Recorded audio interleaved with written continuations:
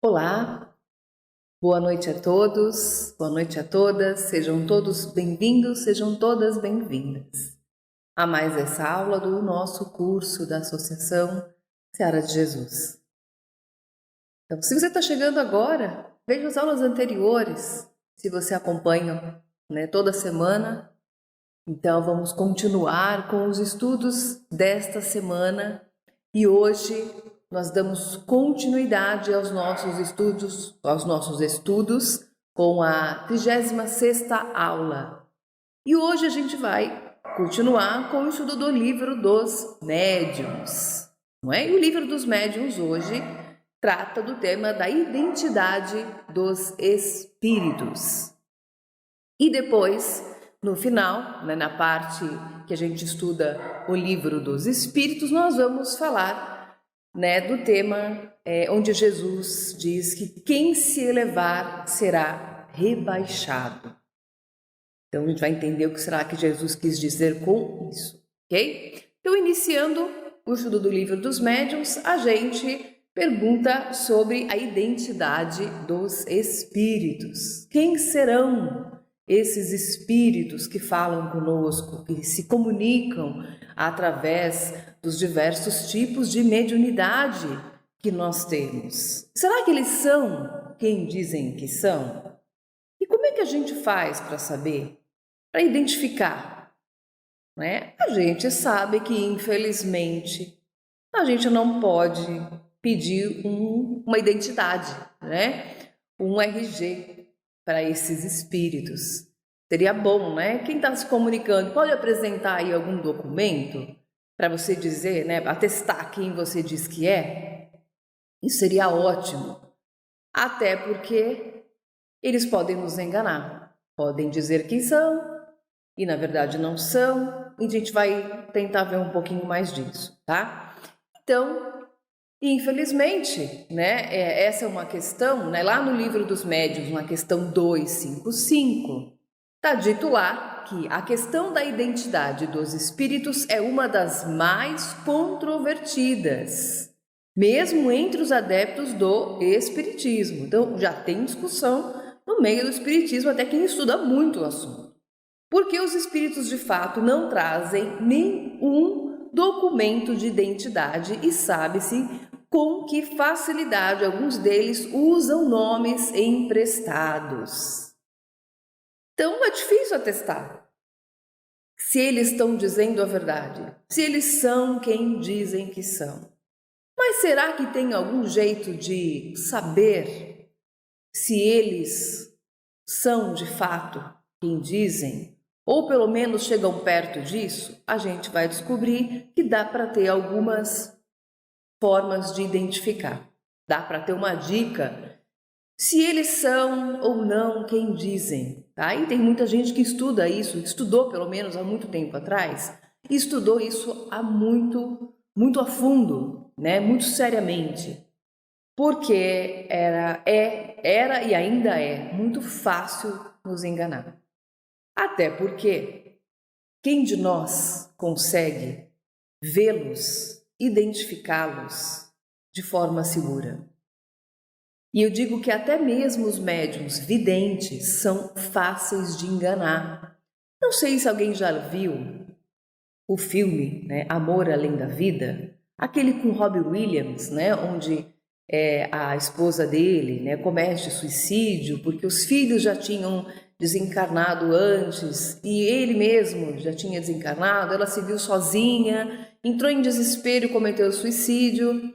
E quando ele foi para a pátria espiritual, ele acabou encontrando os filhos na forma espiritual com uma aparência diferente. Eles se apresentaram a ele de uma outra forma. Então, para quem não viu, então eu indico assistir, certo? Para a gente perceber como os espíritos podem se apresentar a nós com a aparência diferente, sobre a forma de outra pessoa. Claro que naquele filme não tinha intenção de nos enganar, de enganar ele, tinha intenção de causar uma aproximação, porque para não ter o vínculo afetivo familiar, mas que pudesse ter a ele uma aproximação de confiança e que pudesse auxiliá-lo naquele momento. Que se fosse, né, a pessoa de filho, talvez ele não aceitasse as recomendações que foram oferecidas. Então, a pessoa se apresentou de uma outra forma, uma aparência diferente. Então, claro, né, aí há uma inversão de identidade, mas com uma intenção benéfica, de auxílio. E no livro, na questão 255 ainda, está dito lá, a identidade dos espíritos de personagens antigos é a mais difícil de constatar, muitas vezes impossível, e fica-se reduzida a uma apreciação puramente moral. Isso por quê? Porque a gente não tem muitos recursos para poder atestar se aquela pessoa é ela mesma. Então, não tem mais ninguém encarnado para poder comparar as escritas ou a fala para poder, porque não conhecia, né, pessoalmente. Então, vamos supor que aparece aqui, por exemplo, para se comunicar, um espírito de 200 anos atrás.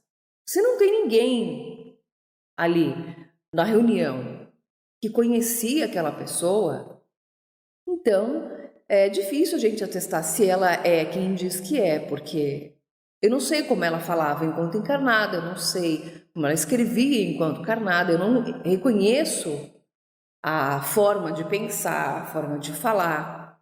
Então, fica difícil atestar, né? A gente vai então aí só identificar as características morais daquela pessoa que está se comunicando, né? Daquele espírito que se comunica. Então fica bem mais difícil dizer se é ou não quem diz que é, ok? Ainda na 255, nesse caso, a identidade real, então, é fulano que está dizendo que é uma questão acessória, né? Não importa muito se é quem está assinando ali o papel, né? Do momento que o espírito só diz coisas boas, pouco importa o nome sob o qual se apresenta. Essa é a parte mais importante. O que importa? Quem está dizendo? Qual é a assinatura que se dá? A grande importância das manifestações é o teor das mensagens e não quem está dizendo. E a gente vai ver mais para frente que se a pessoa, o espírito insiste em frisar o nome que se diz, tem que desconfiar. Porque então ele não está querendo dizer uma mensagem, está querendo fama, está querendo destaque. E será que é o espírito que quer o destaque ou é o médium que está querendo se destacar? Então é algo para se pensar, ok? E aí, gente, vamos fazer uma brincadeira aqui rapidinho? Para a gente ver como é fácil a gente se enganar, né? Como os nossos olhos, nossa percepção, aquilo que a gente conhece pode ser facilmente iludido, né? Ilusório. As questões culturais, as questões pessoais de cada um. Quando a gente olha a foto dessas duas pessoas, né? Será que a gente consegue julgar o caráter de cada uma delas? Será que nós seríamos facilmente enganados por uma dessas pessoas? Será que as duas pessoas são boas ou são más? Quem de nós ia julgar cada uma delas, né? E é claro que aqui a gente coloca as questões, né, culturais, as questões preconceituosas, e aí eu vou colocar cada um ali com a sua consciência. O que é que cada um de nós colocaria aí para dizer quem dessas pessoas é uma pessoa, né, que agiu de forma correta e quem não é. Então, só para a gente ter uma ideia de como a gente julga de forma muito errada, infelizmente, né, ainda nesse planeta em que a gente vive, né, as questões preconceituosas, as questões políticas, a gente julga por aquilo que as tradições, a cultura, as coisas que são passadas sem questionamento. A gente vai engolindo sem pensar. Precisa questionar, né? Então, essas duas imagens, né? Vamos olhar e quem que a gente julga, né? Quem que a gente coloca ali como bom ou mal, quem que a gente aceitaria a fala sem questionamento. Então, claro que é uma brincadeira, né, pessoal? Sem julgamento real, ok? Mas para a gente ter uma ideia, né, colocando essas duas imagens aqui, cada um ali com a sua própria percepção, as questões culturais ali da sociedade, nós temos aqui duas pessoas, certo? Que aparentemente eu julgaria as duas pessoas como pessoas boas e, né, sem problema. Mas quem são essas pessoas? Então nós temos aqui, né, um estelionatário, né, boa pinta, sorriso largo, e também um senhor super simpático ali, também boa pinta, que é um pedagogo e escritor. Mas para algumas pessoas, né, preconceituosas, né, racistas, iam julgar um ou outro de forma muito incorreta. Iam dar créditos para um e condenar o outro de forma muito incorreta.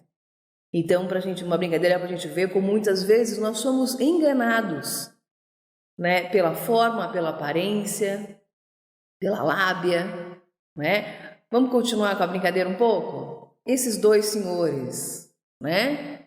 Então, pela forma ali, parecem dois doutores malucos, né? Você fala, ixi, isso aí são dois cientistas malucos, né? Quem são esses dois senhores? Muito parecidos fisicamente, né? Quem são eles? Então, primeiro ali, o Dr. Albert Schweitzer, eu acho que é assim que se fala, né? Me desculpe se eu errar. O primeiro médico sem fronteiras, para quem conhece a campanha, né? Médicos Sem Fronteiras. Foi o primeiro que criou essa grande campanha. E o outro, o Dr. Harold Shipman, conhecido como o Dr. Morte. Ele matou mais de 200 pessoas, 200 seus pacientes, com uma droga, né? Ele que achava que a pessoa não tinha mais chance, não tinha mais jeito. Esse aqui já era, tá condenado. Ele aplicava uma droga, se eu não me engano, uma droga parecida, né? Herdeira da heroína, se eu não me engano, e ele injetava na pessoa e ela morria. Então, mais de 200 pessoas ele matou assim. Seus pacientes, gente que confiava nele, e ele sentenciou a morte porque ele achou que ele era o Deus Todo-Poderoso, que ele tinha o poder para isso. Tem uma história, né, dele. A mãe era viciada nesse tipo de droga, né, desse tipo de morfina, porque ela tinha câncer. Então, tem toda uma questão psiquiátrica atrás disso, né? Mas, né, quem diria? A gente fala, nossa, né? Quem diria? Pois é. E essas duas senhoras? Duas senhoras distintas, né? Duas vovozinhas, você fala, fofas. Ok. Quem são elas, né? Primeiro aqui, Mary Jane Bethany, ou Bethany, não sei pronunciar, educadora americana, pioneira dos direitos civis. E essa outra senhora, Dorothea Puente, uma serial killer americana. Ela matou algumas pessoas porque ela tinha, né, um coração tão bom, ela colocava pessoas em situação de rua, de abandono, e gente de mais idade. Ela tinha uma espécie de asilo, né, de pessoas mais velhas que não tinham onde morar, e ela colocava na casa dela e chegava um certo momento, ela matava essas pessoas com overdose de remédio e ela enterrava lá no quintal dela mesmo, mas ia lá sacar o benefício dessas pessoas por um tempo, né? O dinheiro era motivado por questões financeiras mesmo, né? Mas fofa, né? Fica à vontade, né? Se alguém quiser ir lá, né? Ela, claro que ela já não está mais entre os vivos, mas né? O que os nossos olhos às vezes julgam é muito incorreto, né, gente?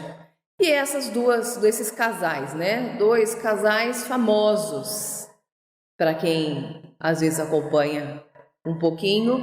Dois casais parecem, né? Dois casais parecem muito apaixonados e os outros dois nem tanto, né? Os dois primeiros quem são? Bonnie e Clyde, são ladrões assassinos americanos.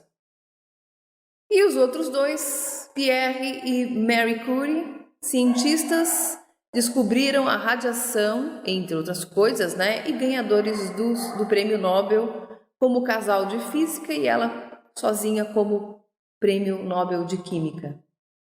Então, vê como que é, né? A gente julga pela aparência, pelas condições, sem saber, sem se dar conta de que estamos fazendo julgamentos incorretos. E se nós fazemos esse julgamento, que dirá a espiritualidade nos enganar? Que nós não vemos, não percebemos muitas vezes. E quando vemos, nos enganamos. Para aqueles que veem, são pouquíssimas pessoas que veem a espiritualidade. E mesmo assim, a evidência não é segurança. Porque eles podem se apresentar dessa forma. E quem diz que vê-los é garantia de segurança? Eu posso ver um casal desses e falar, que lindo, que fofo. Posso ver uma senhorinha linda e falar, nossa, que fofo, mas é uma serial killer. Então não temos garantia, Não dá simplesmente para ver, eu queria tanto ver, porque assim eu não seria enganada. Mentira. Não dá para ter essa segurança, Lá no capítulo 83 do livro Vinha de Luz, ditado por Emmanuel pela psicografia de Chico Xavier, se o mensageiro não traz as características de Jesus, convém negar-lhe guarida, de caráter absoluto, na casa íntima, proporcionando-lhe, porém, algo das preciosas bênçãos que conseguimos recolher, em nosso benefício, no setor das utilidades essenciais. Então, o que é importante, A gente guarda. O problema não é de nos informarmos se alguém está falando em nome do Senhor. Antes de tudo, importa saber se o portador possui algo de Cristo para dar. Então, ele trouxe algo, Ele tem algo realmente de bom em si. Falar em nome de Jesus é fácil, mas ter algo de iluminado é que é difícil. Isso não dá para esconder. Ser uma pessoa de luz, ter iluminação íntima, isso não dá para a gente esconder. Ser luz, ter ali o amor verdadeiro. Isso a gente não consegue colocar, colocar em palavras e realmente transmitir. Falar é fácil, transmitir isso não dá para enganar. Essa transmissão verdadeira, esse sentimento a gente não consegue enganar. E isso a gente precisa sentir de quem está falando com a gente. E isso dá para a gente perceber do Espírito que se comunica. O que ele transmite para nós, o sentimento que está sendo transmitido. É puro, é verdadeiro, ele está inquieto, esse Espírito, ele está perturbado. Por mais que ele fale de amor, que sentimento que ele está transmitindo? E aí que está o grande segredo da identidade, dos espíritos.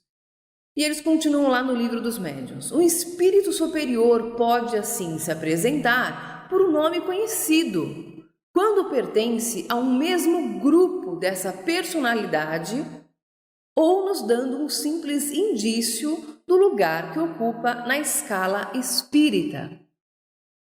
E aí ele pede para a gente olhar a questão sendo o livro dos espíritos. Eu trouxe aqui a imagem de Bezerra de Menezes, porque é muito comum nos trabalhos de socorro, de cura, muita gente perceber a presença de Bezerra de Menezes. E é claro que o próprio Bezerra de Menezes não estaria em todas as casas espíritas, em todos os trabalhos de cura ao mesmo tempo. Ele ainda não alcançou a onipresença. Porém, ele emana, por exemplo, um trabalho de auxílio, de cura. Ele tem um propósito de auxílio. E muita gente busca por isso, busca pelo nome dele, pede pelo auxílio de Bezerra de Menezes em muitos lugares. Então há muitos espíritos que trabalham em prol desse propósito de cura, de auxílio médico. Então, para dar credibilidade a este trabalho de auxílio e de cura, eles se fazem com a aparência de Bezerra de Menezes. Falam em nome dele porque pertencem ao mesmo grau de elevação, ao mesmo grupo de personalidade de Bezerra de Menezes. Então eles podem sim falar em nome dele, eles podem se apresentar com a mesma forma de Bezerra de Menezes. Eles estão nos enganando? Não, porque estão na mesma escala evolutiva. Estão auxiliando, não estão nos enganando. Fazem o mesmo trabalho, cumprem o mesmo propósito, auxiliam da mesma maneira. Então qual que é o problema? Qual é a dificuldade? E quem de nós diria se é ou se não é Bezerra de Menezes? Quem de nós conheceu ele pessoalmente para atestar? E como é que nós poderíamos atestar se é o próprio ou se não é, se eles são todos do mesmo grau evolutivo? Nós não poderíamos atestar. Então, lá na questão 100 do Livro dos Espíritos, só lembrando, que isso veio lá da Revista Espírita antes de ir para o Livro dos Espíritos, essa escala espírita tem esta ordem. Primeiro, dos espíritos inferiores. Então, que são os espíritos impuros, levianos, pseudo-sábios e os espíritos neutros. Depois partem para os espíritos superiores, que são os benevolentes, os cultos, os sábios, os superiores e depois os espíritos puros. E somente esses que não precisam mais reencarnar. Fala, puxa, só aí que não precisa mais se encarnar? Então nós vamos reencarnar muito ainda. Eu, pelo menos, posso falar por mim. Tem muita reencarnação aí pela frente. Certo? Continuando ainda no Livro dos Médiuns, muitas vezes contrariando os conselhos de Kardec quanto à prudência e ao estudo sistemático da doutrina para bem avaliarmos as mensagens recebidas, seja pela psicofonia, psicografia, psicopictografia ou qualquer outro meio de comunicação, ainda nos apegamos a nomes conhecidos, sem analisarmos o conteúdo. Se vem uma mensagem dizendo que é de fulano, que é de ciclano, que é de Madre Teresa, que é de Chico Xavier, fala, nossa, Chico Xavier, aceita-se qualquer coisa. Não, calma. Será que essa mensagem é mesmo de fulano? Principalmente quando dizem que é de Chico Xavier. Chico Xavier era da nossa era. Ele pertenceu à nossa geração. Nós lemos os conteúdos que ele escreveu. Nós temos aí vídeos no YouTube, pode pesquisar vários vídeos do YouTube dele mesmo falando. Então estuda primeiro quem foi Chico Xavier, como ele se pronunciava, como ele dizia, o que é que ele falava, e aí você vai entender que aquela mensagem muito provavelmente não era de Chico Xavier, porque ele nunca disse aquelas palavras, ele nunca se pronunciava assim. Aí tem gente que vem dizer, mas ele agora é um espírito mais iluminado, ele se manifesta de outra maneira. Não. Para ele se fazer aqui, falar conosco, ele se comunicaria da mesma forma que ele se comunicava quando encarnava. Um espírito, quando desencarna, ele não deixa de ser quem ele é. Ele não dá um salto evolutivo. Desencarnou, só tirou a veste física. Ele não dá um salto. Ele não virou santo. É o mesmo ser humano encarnado que desencarnou. A mesma condição espiritual, moral, passou simplesmente para o outro lado da vida. Vai falar da mesma forma, só que vai ter uma consciência um pouquinho diferente. Na hora de estar aqui, vai falar conosco da mesma maneira, sim. Isso demonstra o quanto ainda podemos ser orgulhosos, porquanto, mesmo que mantenhamos uma relação mediúnica com um espírito superior, não significa que também sejamos superiores. Porque, às vezes, tem médiuns que recebem algumas manifestações, por exemplo, dos espíritos mentores da casa. Vou dar um exemplo, tá? Tem, às vezes, espíritos, os dirigentes espirituais da casa, às vezes eles escolhem um médium ou outro para fazer as comunicações por questões magnéticas. né? Por facilidade da ferramenta. Lembra que mediunidade não é uma questão moral, é uma questão biológica. A gente já viu aí na mídia vários casos de médiums fazendo muitas coisas, mas moralmente falidos, certo? Então, lembra. Então, tem um médium que tem uma ferramenta muito boa. Então, eles escolhem, às vezes, esse médium pela ferramenta que ele tem, que é muito fácil de utilizar. Porque isso não significa que aquele médium ele é moralmente melhor do que aquele outro.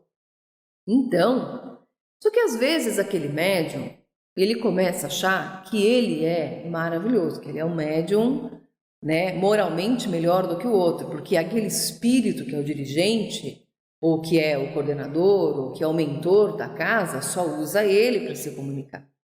Então, eu sou o médium ou a médium, né, melhor, eu sou uma pessoa melhor, eu sou um espírito evoluído.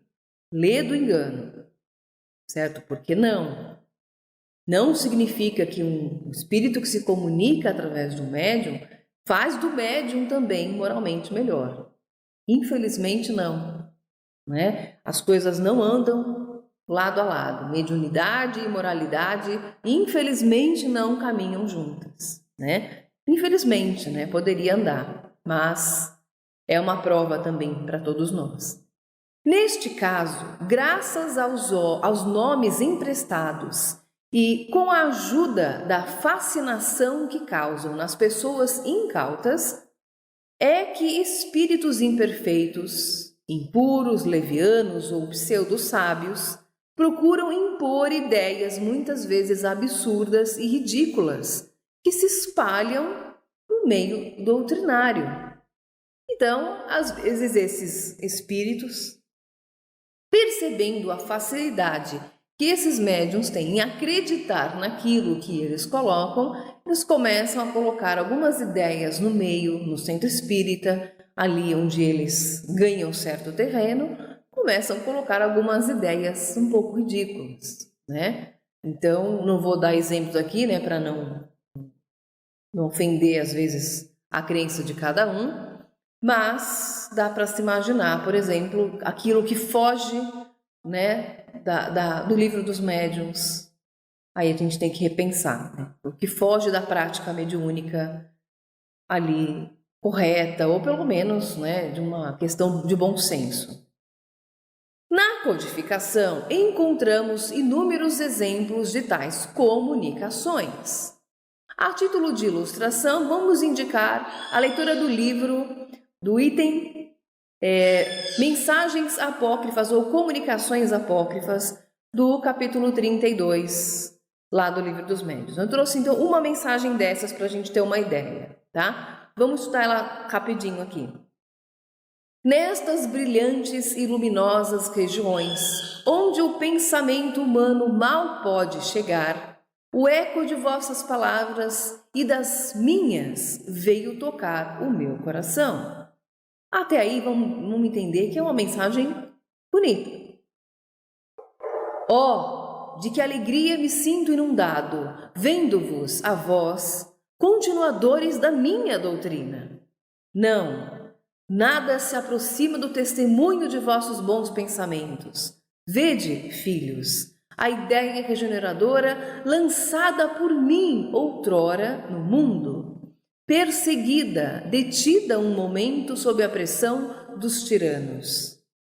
Vai, doravante, sem obstáculos, iluminando os caminhos, a humanidade por tanto tempo mergulhada nas trevas. E aí parece uma poesia, né? Todo sacrifício, grande e desinteressado, meus filhos cedo ou tarde produziu frutos. Meu martírio vô-lo provou. Meu sangue derramado pela minha doutrina salvará a humanidade e apagará as faltas dos grandes culpados. Sede benditos vós, que hoje tomais lugar na família regeneradora. Ide, coragem, filhos. Esta mensagem, numa das reuniões ali na época de Kardec, foi assinada por Jesus.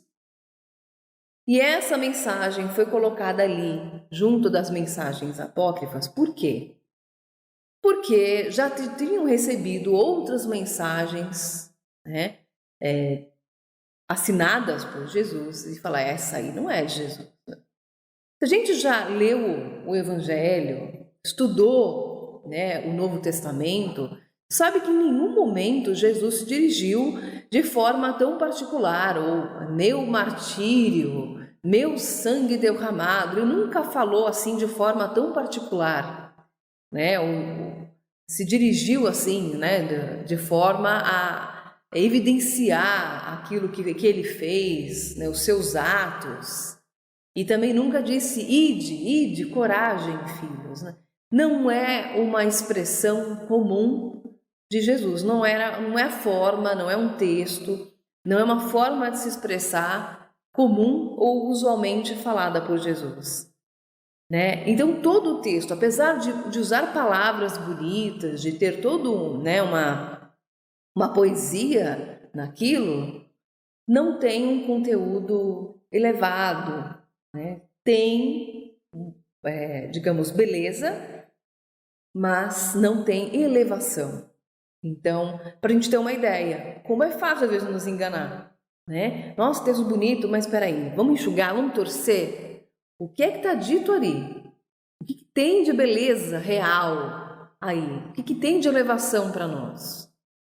Então, todo o texto que a gente lê, eu digo até os livros que estão saindo, que já saíram, os livros que a gente vê, até mesmo, gente, eu falo de escritores famosos.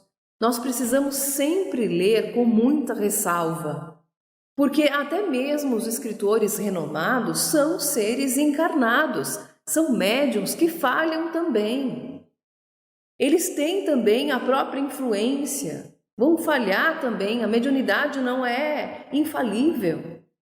Eles podem sofrer a influência espiritual do momento, da questão política em que vivemos, né? Do momento de transição que é dura, é penosa, dos espíritos que nos envolvem, do próprio momento que o próprio médium vive, às vezes um estado de saúde debilitado, uma questão pessoal. Quem é que vive feliz 100% todos os dias da vida? Não. Então precisa ler, tira o melhor daquilo, o que pode te elevar como ser humano, o resto, né? Diz obrigada, mas não me serve. Certo? Então tem que tomar muito cuidado, né? Não é assim, lê um livro e diz amém para tudo aquilo que está escrito lá. Não. Precisa colocar no crivo da razão, né? Então tem que tomar esse cuidado. Tem um livro de Ernesto Bozano em que ele coloca ali um estudo de 5 casos excepcionais de identificação de espíritos. Eu coloquei lá na sala de aula, tá? No Google Sala de Aula, o PDF desse livro, para quem quiser depois ler, tá? Ele coloca ali alguns casos de estudo em que a identificação do espírito foi comprovada, certo? Claro que existem muitos outros, ele até coloca no livro que de onde ele tirou esses casos, né? Onde tiveram mais de 40 casos estudados, e ele traz 5 que ele achou assim excepcional, ok? Vale a pena depois dar uma lida para quem tiver, né? A título de curiosidade de como ele chegou nesses casos. Ok? Na questão 267, lá no livro ainda dos médiuns, ele dá 26 princípios que nos auxiliam a reconhecer a identidade, a qualidade desses espíritos. Eu vou colocar só alguns aqui, porque 26 a gente ia até a meia-noite hoje, tá? Então vamos lá só para alguns. Não há outro critério para discernir o valor dos espíritos senão o bom senso. Então vamos colocar no bom senso, né? Aquilo que ele falou, né, me serve, tem elevação, sim ou não, deixou escrito, sempre o bom senso, ok? Julgamos os espíritos pela sua linguagem e pelas suas ações.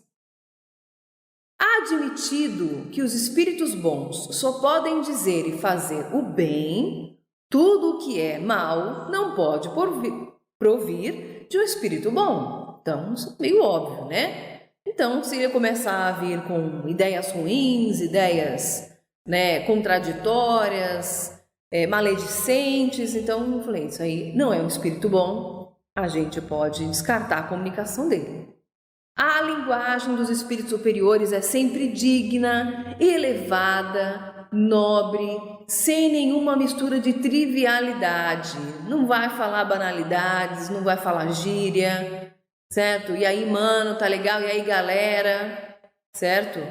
Claro que quando a gente está falando de socorro espiritual, de uma comunicação, de um espírito que acabou de ser socorrido, ele vai falar da linguagem que ele conhece. Estamos falando aqui daquela comunicação onde a gente espera a comunicação de um espírito superior. Se ele diz ser superior e na verdade começa a falar de outra maneira, você falando, peraí, será que ele é superior mesmo, né? Espírito superior é mais culto, tem uma cultura, tem uma linguagem um pouco mais refinada. Não devemos julgar os espíritos pelo aspecto formal. Então, não é porque ele está falando de uma forma mais simples que ele não é um espírito superior. E pela correção do seu estilo. Mas sondar-lhe o íntimo, analisar suas palavras, pesá-las friamente, maduramente e sem prevenção. A linguagem dos espíritos elevados é sempre idêntica, se não quanto à forma, pelo menos quanto à substância. As ideias são as mesmas, sejam quais forem o tempo e o lugar. Então eles vão falar das mesmas coisas, né? Espírito superior sempre fala de amor, sempre fala de perdão, né? Falam das mesmas coisas, falam de esperança, para a gente não perder fé. Espírito superior não vai falar de coisas contraditórias. Um espírito veio falar de A, o outro veio falar de B. Fala, peraí, vocês estão se desentendendo aí no plano superior, né? Se entendam aí, depois vem falar aqui pra gente. Não. Né? A verdade é uma só. Então, por isso que eles não se contradizem. Os espíritos bons só dizem o que sabem, calando-se ou confessando a sua ignorância sobre o que não sabem. Porque existem, às vezes, reuniões onde nós questionamos os espíritos sobre algumas coisas. Às vezes a gente quer saber também, né? Sobre as coisas que acontecem, nós queremos questioná-los sobre isso. E se eles não sabem, eles dizem, nós não temos essa informação. Né? Às vezes eles pedem tempo para questionar, a espiritualidade maior ainda, sobre aquilo e se podem passar essa informação. Se eles podem trazer esse tipo de resposta. Porque às vezes eles se calam porque não é permitido a nós ter esse tipo de informação. Por quê, né? Por que não pode? Porque às vezes não é benéfico para nós saber, né? Não ajuda, não tem função essa informação, né? Os espíritos levianos são ainda reconhecidos pela facilidade com que predizem o futuro e se referem com precisão a fatos materiais que não podemos conhecer. Então, espírito que quer enganar a gente vai começar a falar de coisas, vai predizer o futuro. Olha, daqui a 50 anos, tá? Vai cair um meteoro na Terra e vai trazer para nós um material novo, uma substância química nova chamada XYZWK e ela vai ter uma nova forma de energia na Terra. Então, peraí. Né? Prever o futuro, colocar coisas mágicas sobre a Terra, não, calma. Né? E a gente não pode conhecer isso, não é uma coisa que a gente pode atestar. Que eu possa investigar, que eu possa fazer pesquisa científica sobre isso e atestar aquilo que está sendo dito. Não. Fica só a palavra do Espírito, eu não posso pesquisar, não posso ter prova científica sobre isso? Não pode. Então, né? Sinto muito, fica com a sua história aí para boi dormir, né? Os espíritos superiores se exprimem de maneira simples, sem prolixidade. Então, o espírito superior não fica falando e não diz nada. Seu estilo é conciso, sem excluir a poesia das ideias e das expressões. Fala de forma muito bonita, mas fala muito. Né? Fala pouco, mas fala muito.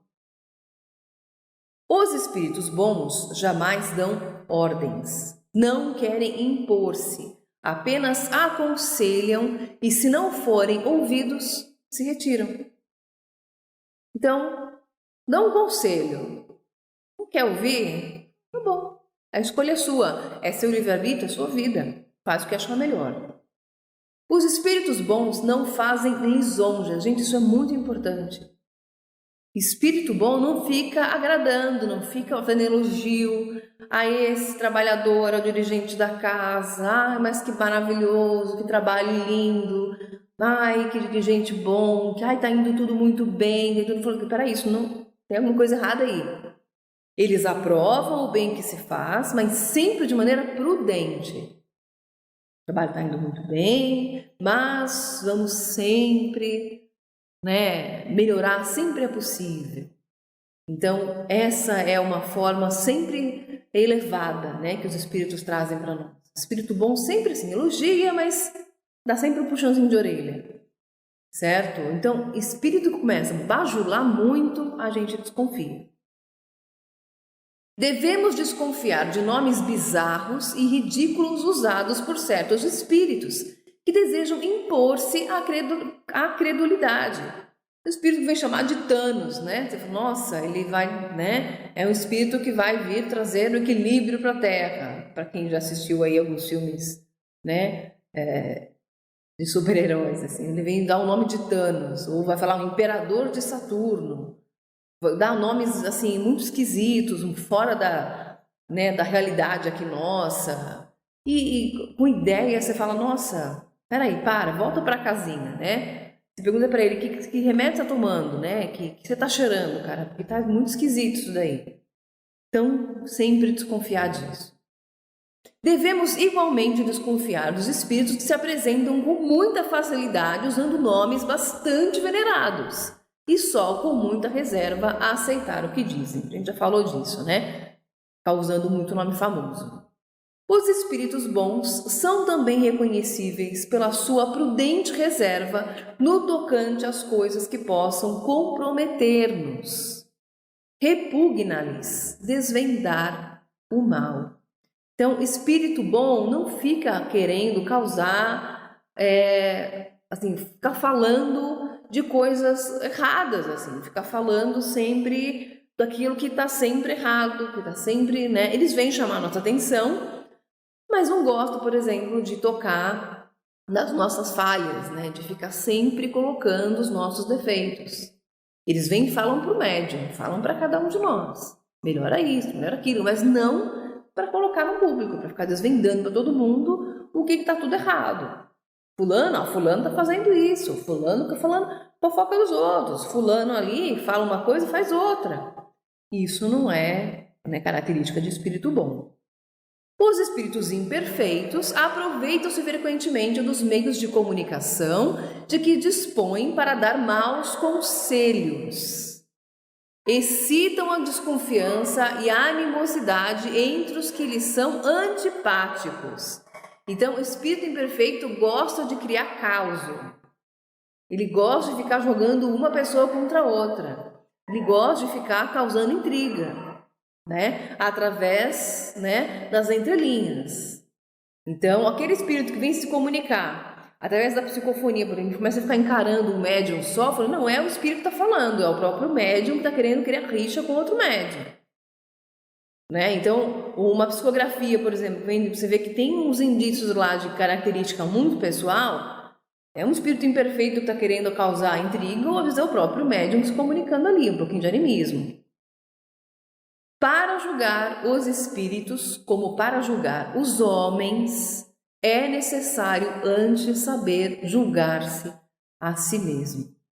Então a gente percebe nessas comunicações as nossas próprias falhas, A gente percebe ali os nossos erros, nossas imperfeições, porque para poder identificar as características, nós temos que identificar elas em nós também.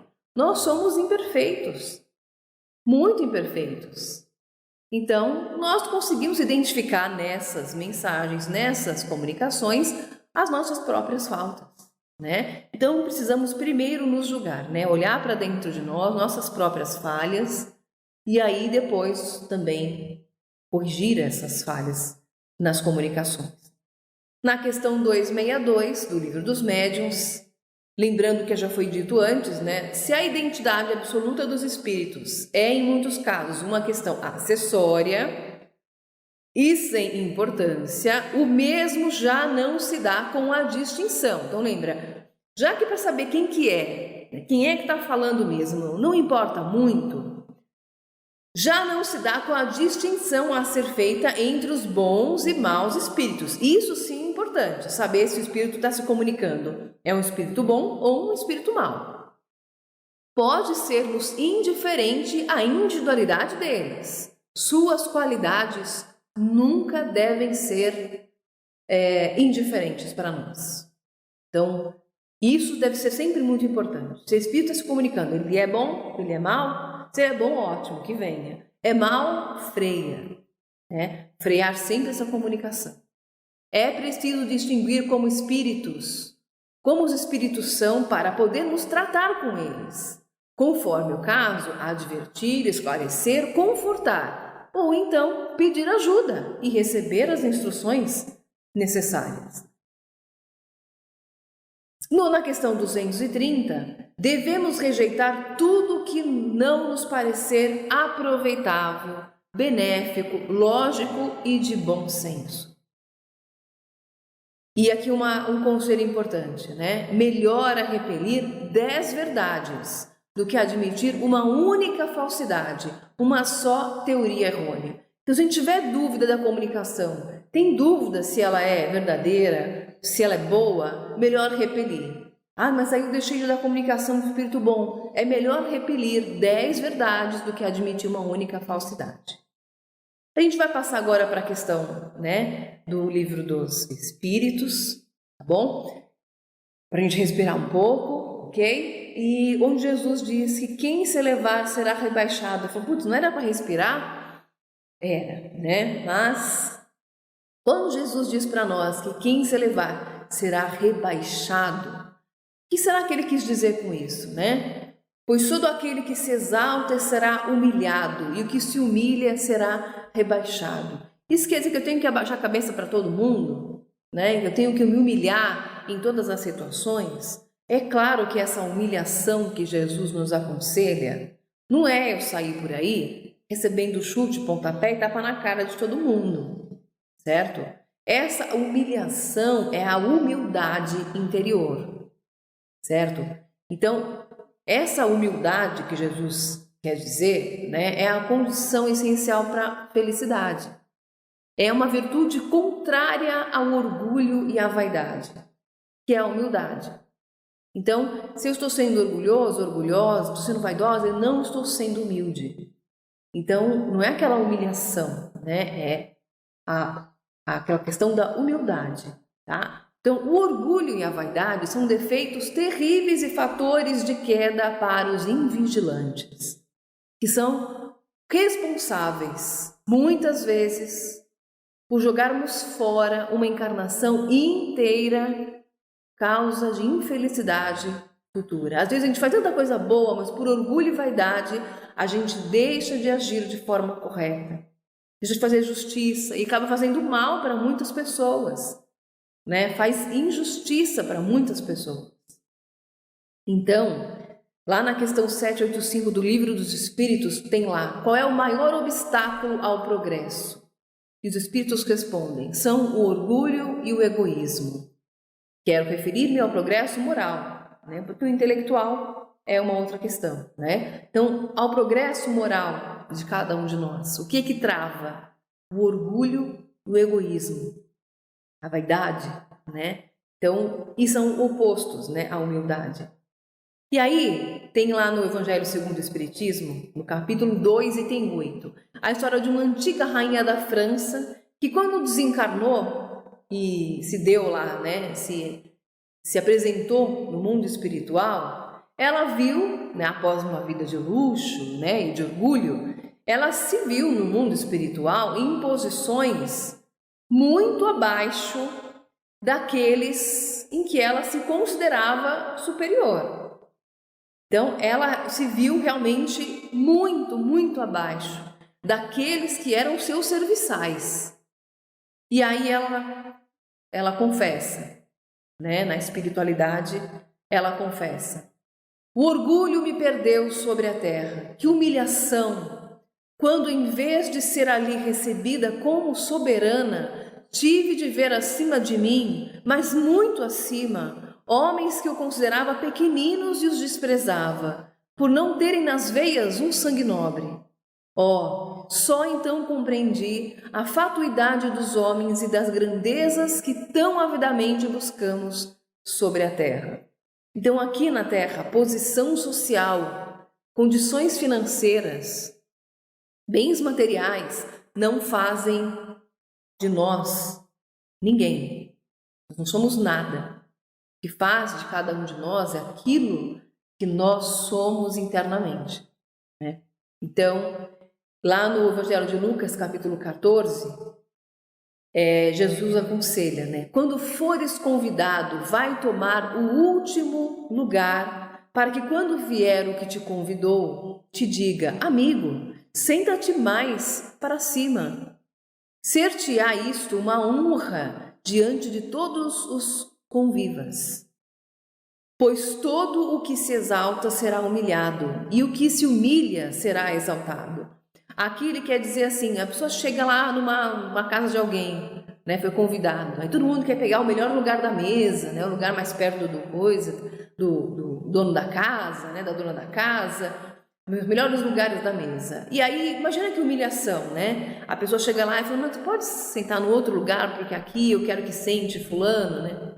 É uma humilhação. Você tem que ceder o seu lugar para alguém em que o dono da casa considere, ou dona da casa considere o lugar melhor para outra pessoa. Então ele diz, seja mais humilde, procure o lugar, né, que ninguém quer. Procure o lugar de menos destaque, porque se for, né, merecido, alguém vai te dizer, não, aí não é o seu lugar é mais para cá. E é claro que essa comparação está querendo dizer que Jesus vai te dar esse destaque. Deus vai te dar esse destaque porque você merece, por merecimento. E não porque a gente se diz, não, mas eu mereço. Não somos nós que temos que dizer que merecemos. Lembrando também, ele diz lá, porque Jesus também não veio para ser servido, mas para servir e dar a sua vida em resgate de muitos. O próprio Jesus veio aqui para servir.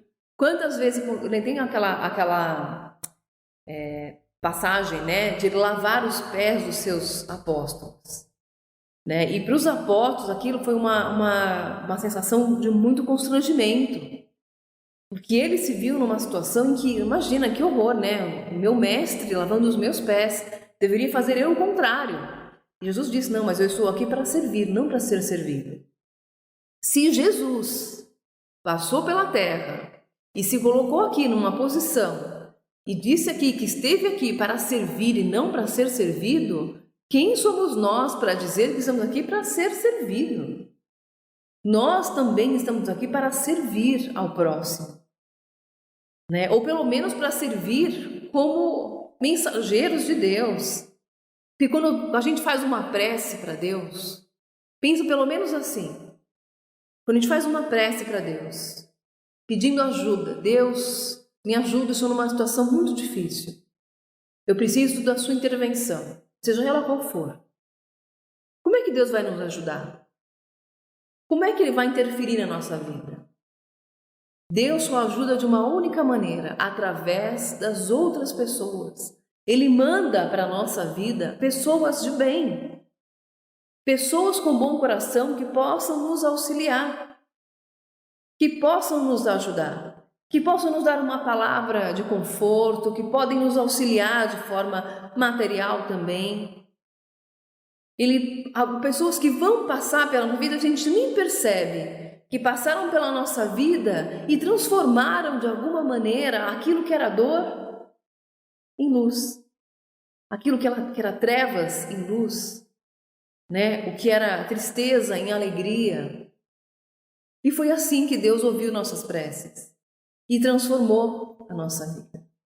Lembra então que aquele que quer ser o maior, que seja o que mais serve. Essa é a lição de caridade.